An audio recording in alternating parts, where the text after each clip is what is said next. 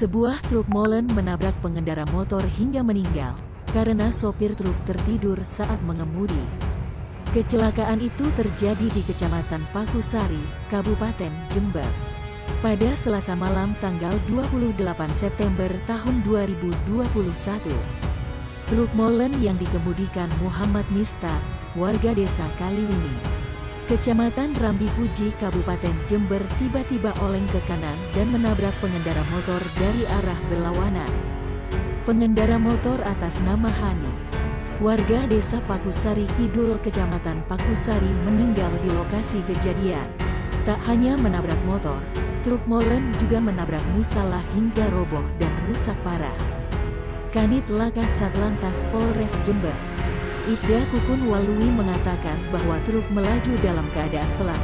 Polisi tidak menemukan bekas rem sehingga dipastikan pengemudi truk tertidur saat mengemudi.